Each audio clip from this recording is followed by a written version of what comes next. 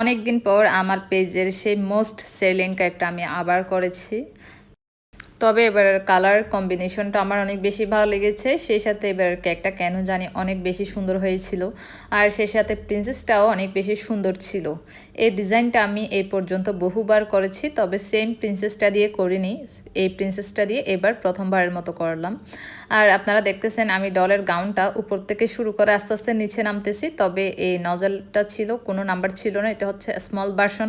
যে নজলের প্যাকেট থাকে ওটাতে 1 এর স্মল ভার্সনটা দিয়ে আমি এই গাউনটা করে নিয়েছি।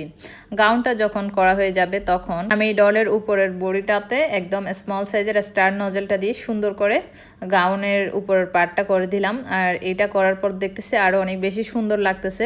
তো গাউনটা যখন এখন পুরোপুরি রেডি, তখন আমি কেকের একদম উপরের সাইডে সুন্দর করে কিছু রোজেট ফ্লাওয়ার দিব।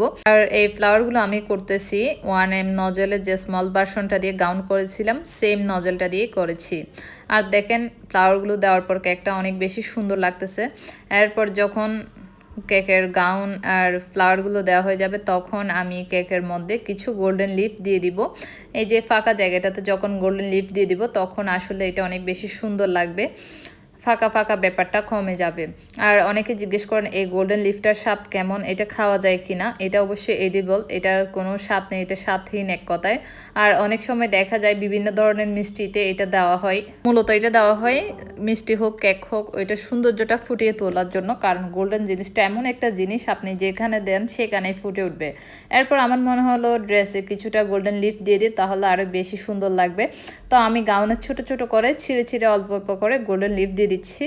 আর গাউনটা আপনারা দেখেন গোল্ডেন লিফটা দেওয়ার পর আসলে অনেক বেশি সুন্দর লাগতেছে, একটু গর্জিয়াস একটা ভাইব চলে আসছে। তো যখন আমার ভালোভাবে এখানে গোল্ডেন লিফ দেওয়া হয়ে যাবে তখন আমি কেকের মধ্যে কিছু স্মল সাইজের পালস দিয়ে দিব। পালসগুলো আসলে আমি আপনাদেরকে দেখাবো এখন।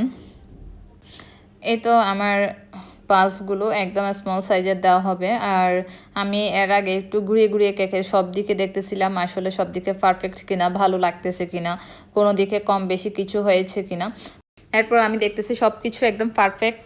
তখন আমি কেকের ড্রেসটার মধ্যে সেই সুগার পালসগুলো দিয়ে দিচ্ছি একদম স্মল সাইজের। আর এখানে যদি বিগ সাইজের পালসগুলো দেওয়া হয় আসলে তেমন একটা সুন্দর লাগে না। আর অনেক সময় এখানে ফ্লাওয়ার থেকে ওইটা একটু ভাই তাকে বিগ সাইজের পালসগুলো গড়িয়ে পড়ে যাওয়ার সম্ভাবনা থাকে। তো আমি সেজন্য একদম স্মল সাইজের পালসগুলো দিচ্ছি। দেওয়া যখন হয়ে গেছে ফ্লাওয়ারের মধ্যেও কিছু পালস দিয়ে দিয়েছি। দেওয়ার পরে আমি কেকের মধ্যে 2টা বাটারফ্লাই দিব। এই বাটারফ্লাইগুলো দেওয়ার পর দেখতেছি কেকটা আরও অনেক বেশি সুন্দর লাগতেছে। এই তো আমার কেকটা একদম রেডি। আর আপনাদের কেমন লেগেছে অবশ্যই জানাবেন।